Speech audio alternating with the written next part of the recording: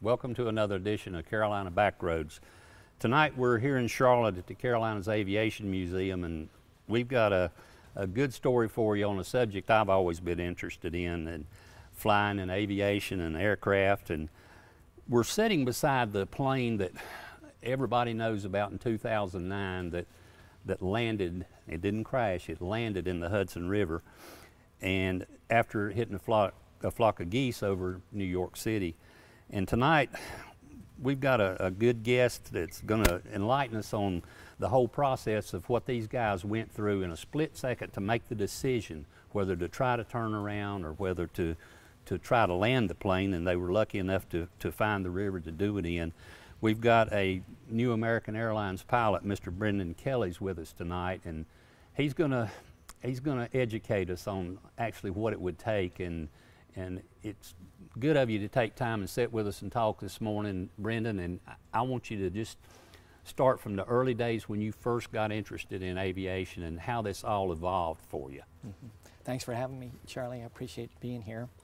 I first got interested in aviation, I think, living outside of El Toro Marine Corps Air Base after my father had retired from the Marine Corps, and I watched the airplanes taking off and landing. And later on in school at North Texas State University, enrolled in the Reserve Officer Training Corps and was awarded a pilot training slot. Went through pilot training in Columbus, Mississippi in 1980. Graduated in November of that year and was awarded a C-130 for a follow-on assignment. I flew C-130s the rest of my 7 years of active duty. 3.5 of those years was in Yokota Air Base, Japan, and another 2 years was in Dyess Air Force Base in Abilene, Texas. There's a C-130 sitting outside. That's a huge airplane. Yeah, it's a big airplane, cargo airplane. Can be used for a number of different things, from carrying cargo, dropping cargo off of the ramp and out through the door. It can carry passengers, it can drop paratroopers. It's a very versatile airplane. How many months or years of training would it take to go from a 172 up to a C-130? Mm-hmm. Pilot training in the Air Force was 11 months at the time I went through. It started in the 172. They taught you how to fly that airplane up through a solo flight. That was my first experience being in an airplane, flying an airplane. I went down to Hondo Air Base, which is a satellite field of Lackland Air Force Base in San Antonio, Texas, and went through their course down there, and they got you about 10 hours of flying experience with an instructor and set you out one day, and your test to move on was a solo flight. So that was an exciting day for me. Going out and flying the airplane by myself. After Hondo, I went up to Columbus, as I mentioned earlier. Columbus was a pilot training base in Mississippi. The curriculum for undergraduate pilot training at the time I went through was 11 months, about half and half in a T-37 jet trainer, then the other half in a T-38 jet trainer. T-37, T-38, that's a two-place or two-man aircraft. That's right. They're both two-man aircraft. One is side by side, the T-37. The other is a tandem. The T-38 is front and back. What was the old World War II plane? Was that an AT-6, I believe, that had the sliding canopy where one pilot was in the front and one was in the back? Yeah, T-6 was an old trainer. Yeah, I remember those when I was a kid in the pre-jet days, back in the old days. It's always amazed me how much weight that a C-130 can carry. You've got tanks and trucks, and that's got to be an experience when the cargo door, and you shoot those guys out the back with a parachute, and the plane's it's got to lift and the engines rev up, and that's probably a real critical moment, isn't it? Yeah, whether it's on the ground or in flight, getting cargo into and out of the airplane is very critical. We have load masters that were very capable and did a great job ensuring that the airplane was loaded safely and correctly in terms of weight and balance and center of gravity. In flight, you can imagine it was very critical. The crew worked very well together to make sure a checklist was accomplished that allowed for a safe extraction of whatever was going out, whether it was equipment or whether it was paratroopers. Yeah, I've got a couple of buddies that are, well, a couple of them are retired from the Air Guard here in Charlotte, and they were actually both load masters, and there's a whole lot to it. You just don't push it in there and lock the door and hope all is well. But yes, it's very serious business. and I know the firefighter unit, and I apologize for not remembering the exact title of it, and I know you can tell me that works out of this base. So they come over my house in Gaston County, their flight pattern heading west. A lot of Tuesday nights they'll go out and practice, and you can see those planes, they have the big orange numbers on the side of them. And that's a pretty big deal. I know they go all the way out west to Oregon and Washington State and all, and helping those firefighters out there. What's a typical week? I know you live here in Charlotte. What's a typical week as far as your work hours, and just tell me what a normal day, a normal week is for you. Well, I'm on a reserve status at American, where I'm a reserve captain. I come in for sick calls, or if we have airplanes that get out of their normal schedule, I'll get a call from scheduling an assignment, usually that day, to come out to the airplane. How much notice do you have? It can be, we need you here an hour ago, to, you know, you have Right. maybe 12 hours or something Okay. like that. So we'll come out to the airport, and you know, we'll have the assignment in hand to fly to the destination, whether it's one segment in one day or a number of segments. If it requires an overnight, the airline schedules our overnight hotels and provides transportation to and from the hotels.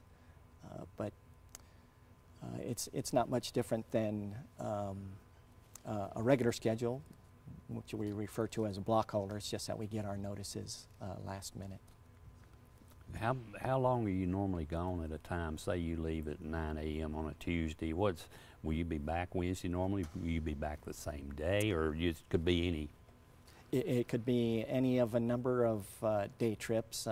It could be a day trip where we go out and back to one destination, come back to Charlotte all in one day, or it could be as much as a 4-day trip where we'll spend 3 nights out and come back on the 4th day. But you know ahead of time, that way you can prepare enough supplies to last you for that amount of time. Yes. Mm-hmm. Okay.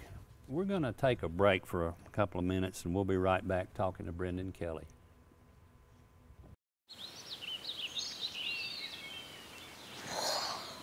Oh, look, a redhead. Staring contest.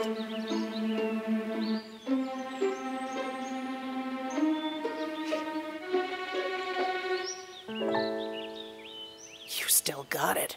I know. Come alive with the forest. The dad was cute. You were looking right at us. Visit discovertheforest.org to find a forest near you. We're discussing what it takes to fly one of these giant aircraft, but before we get into that, Brendan, talk a little bit about your dad. You were telling me an interesting story the other day about the Enola Gay and your first flight into a special island over that way. Mm-hmm. Tell me a little bit about your dad and your military family background. My dad was a Marine, 28-year career Marine. He retired from the Marines in 1970 as a colonel. One experience I told you about, Charlie, was my first assignment in the C-130 was at Yokota Air Base in Japan. I had finished up a mission that we had with the Naval Seabees, or the engineers of the Navy. Went down to Guam out of Yokota and picked them up, took them over to the island of Tinian, where they were doing some work. I forget exactly what they were doing, but we took them over there and brought them back to Guam. And sometime shortly after that, I was talking to my dad on the phone, and he asked me what I had been doing, and I told him the same thing I told you. I said, Dad, I just got back from Guam, took some Seabees over to Tinian. And he said, Tinian? Yeah, I remember Tinian. I was there during the war. And I said, really? He says, yeah. He says, I was there when the Enola Gay took off with the atom bomb that they dropped over Hiroshima. And that was very much a surprise to me. Much like many veterans of the war, they didn't talk a lot about their experiences, and my dad was one of those guys, just hadn't said much. And So I was very surprised to hear that he had been to Tinian. So he was in the middle of all that. He was. The Marines were responsible for the security of the airfield, and they knew something secret was going on as the USS Indianapolis was offshore, and they brought something to the airfield, and they knew they had something secret being loaded up on one of the airplanes, but they didn't find out about the atom bomb being dropped until the rest of the world did too, through the news. I was going to bring that up about the USS Indianapolis. Jaws is probably one of my favorite all-time movies, and Quint, one of the main characters, when they're all intoxicated in the middle of the night waiting on the shark and they're talking about their stories, Quint talks about he was aboard the USS Indianapolis, and he said we had just got through delivering the bomb, the Hiroshima bomb, and he talked about when the ship went down that so many of those guys were lost because they weren't allowed to give, it was radio silence, they weren't even allowed to give a distress signal. And I was at a race car trade show in Indianapolis one time, and some of the survivor guys were there selling books and tapes, and I actually got to sit and talk to a couple of those guys, and what they went through was just incredible. And I don't think they really knew what they had and what they were involved in, but what all did your dad say about that? I don't believe he ever talked about the Indianapolis, but again, he was a war veteran, not only World War II. His Marine unit was training in Japan to go over to Korea to fight in that conflict. However, at the time they signed the armistice with the Koreans, and so his unit didn't have to go. He stayed in Japan for a year, but he also went to Vietnam. So he was involved in 3 conflicts, although he wasn't directly involved in the Korean one. Remember him, I was in elementary school when he went over to Vietnam for a year. And as far as my family goes, an interesting item about that is my 2 oldest brothers were Marines as well. And my dad and my 2 brothers were at the same camp at one time during the Vietnam War for a couple of weeks, which really worried my mother. I saw her with the incredible concern for that amount of time. Not just that her husband and sons were in conflict, but that they were in conflict together. Oh yeah. My only brother was in Vietnam from '68 to '69, and that was the longest year of my life, and I can't imagine what my mother went through with him, but having more than one over there, and that was just a terrible time. And I went to school with 4 guys that were lost over there, but my brother came back luckily, and he's now starting to talk about it a little bit. But the fact your dad was Korea and World War II and Vietnam that's amazing. So did you guys move around all the time with him being a career Marine? We did move quite a bit, probably more than the average family. I started out here in North Carolina. I was born in Camp Lejeune. We moved down to Parris Island, Wow. South Carolina. Any mosquitoes down there? Just a few. I've heard that. Then we went up to Omaha, Nebraska, of all places. My dad finished his college degree up there at the University of Nebraska at Omaha.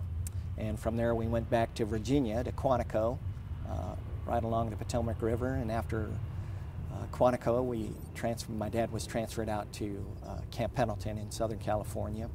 He was based there for a year, and then he went to Vietnam and came back, stayed a couple of more years at Camp Pendleton, and then he retired in 1970.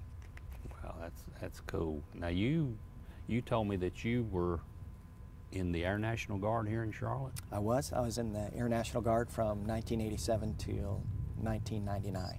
So you were a pilot the whole time with the Air National Guard? That's right. The unit had just received a couple of C-130s, and I came in to interview for a job, and they were looking for people with experience on the airplane, and they were gracious enough to extend me a job. That's still I can't get over when we talk about C-130s. I see those big things coming over the house that the darn thing will even fly. It's amazing, but it's just always incredible to me the amount of education that you guys have to fly those. Have you always flown fixed wing aircraft? Ever have any interest in the helicopters? No, I have not flown helicopters. I've flown on a helicopter as a passenger, but I've not flown them as a pilot. I've heard that that's a totally different animal, even for somebody with your experience. But Yeah, the fixed wing guys say that the helicopter is not really an airplane, it's just a machine that beats the air into submission. how do you like the day-to-day life? Do you ever get tired of flying? You know, I can honestly say that 30 years of commercial flying, 30 years into commercial flying, that I still enjoy the job I do. I'm truly grateful that I can go out to the airplane and fly a machine that I enjoy working on and with people that I work with. You know, I'm certain in 30 years that I've complained about having to go to work one time or another, but honestly, I still enjoy what I do. Well, nowadays, it doesn't take the amount of crew that it did at one point to fly one of these big planes, does it? That's right. With the increases in technology, when I first started at Piedmont in 1987, I was a flight engineer, and the flight engineer was part of a three-man crew on the 727. And as a flight engineer in that position, I was responsible for monitoring the systems in the airplane, the electrics, heating and air conditioning, pressurization, hydraulics, while the other two crew members were responsible primarily for flying the airplane. Now, most of the airplanes that you see flying today are two-man crew. A captain who's in charge of the crew and a first officer who's second in command. So we can thank computers for doing part of that. I know it's more dependable, I guess, but when you taxi out and you're getting everything ready to go, and what's the right seat and the left seat's job? How does that explain to us what's going on up there with you guys as you roll down the runway? Well, it starts actually back at the gate and preparing the airplane for flight. Each of the pilots has a role to do. There's systems checks that are being performed by both of the pilots, and then depending on whose leg it will be to fly the airplane will determine who will load the computer for the route of flight that you're going to take, and who'll get the clearance, who will put the information in the computer. When you're taxiing out, there's also checklists that are being performed, making sure that the flight controls are working properly, that the flaps are in the proper setting. The captain is responsible primarily for taxiing the airplane out to the runway safely. The first officer is the one who will be running the checklist when the captain calls for them. I want to hear more about that in a minute. We're going to step away for another break. We'll be right back. Alvin and the Chipmunks want to remind you, bacteria can hide in food and make you ill. Wow. But you can keep bacteria from ruining your day with 4 simple steps. Clean. I'm waiting for the rinse cycle. Separate. Cook. Fire in the hole! And chill. We chipmunks are notoriously tidy. Check your steps. The road trip to food safety starts at foodsafety.gov. We're back and we're talking with Brendan Kelly, who's a pilot for American Airlines, and he was telling us a little bit about what it takes to get one of these big birds off the ground. So there's just the two of you guys, and you sort of share the responsibilities and double check behind each other, right? That's right. There's checklists that need to be accomplished. I think we left off where we're taxiing out to the runway. The captain is primarily responsible for taxiing the airplane. First officer is running the checklist to make sure that the airplane is configured for takeoff. We give the flight attendants a warning that we're about ready to take the runway. We're given clearance by the air traffic controllers to take off, and we line up on the runway and apply the takeoff power and take off. Thank goodness for computers. I don't even see how you'd have time to talk to the tower with all this that's going on. Yeah, it's a very busy time. That's a great question, Charlie. There are segments of a flight that we think about in terms of busyness and how heavy the workload is. The time on the ground is incredibly busy. There's a lot going on. There's instructions from the tower controller or the ground controller to listen to and pay attention to and to do correctly. There is a checklist to be accomplished and make sure that they're accomplished well and accurately. And then there's the actual takeoff itself, where you're accelerating to a high speed and have to make some instantaneous decisions. And it's a critical time in flight. Once you're at cruise altitude and the flight attendants start serving in the cabin, we're a little more relaxed in the cockpit too. But there's always someone flying the airplane. We refer to that as the pilot flying. And there's always someone monitoring the pilot flying, and that's called the pilot monitor. So he's responsible, the pilot flying is responsible for the actual movement of the airplane. The pilot monitoring will back the pilot flying up. On the takeoff, how much of it is hands-on, you guys getting the plane in the air is opposed to computer-generated equipment helping you get the plane in the air? Is it still all manual, pulling the stick back and throttling up with you guys? Yes, it is. All the way through the takeoff. Our procedures at American allow us to turn the autopilot on as low as 100 feet above the ground. But all the way through that point, one of the pilots is handling the airplane. I know you told me that you still carry paper maps on the plane. Yeah, we're Why? transitioning to an all-electronic flight book. It's a software anomaly that we still carry some paper maps with us for navigation, and those are primarily used when we go down to the Caribbean or over water. Okay, no more flying down the interstate looking for Atlanta, right? Well, I got it during the last break. You told me something that I think is just terrific. You actually flew this very plane 12 times? Yes, that's right. This is tail number 106 from U.S. Airways, and I flew this airplane 12 times between 2002 and 2007. And the incident occurred in January 2009, and I looked at my logbook, and I didn't fly it all of 2008, but yes, I did fly it a dozen times. Oh, so this plane has a very special meaning to you then. Sure it does. Mm-hmm. The plane, I was reading this week in some notes about the Miracle on the Hudson movie, and they hit that flock of geese at over 2,000 feet. Mm-hmm. You wouldn't think birds would be flying. I've never thought about it before, but they were flying at 50 miles an hour, and it shut down both engines. Yeah. What I know of the incident, Charlie, is that the airplane, the engine still had some partial power, but it wasn't going to be enough to fly the airplane safely, obviously. So it was an emergency condition, and Captain Sullenberger needed to do something instantaneously. Not just fast, but he needed to do something right then and there. I was going to say, say you're at 2,500 feet and both engines flame out.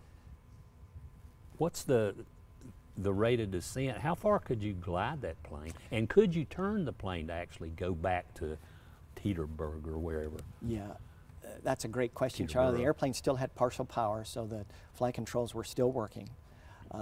And it's hard to say. Our normal descent rate on while we're flying the airplane on an approach to a landing is somewhere around 600 to 700 feet per minute, and we're going maybe 2 to 3 miles a minute.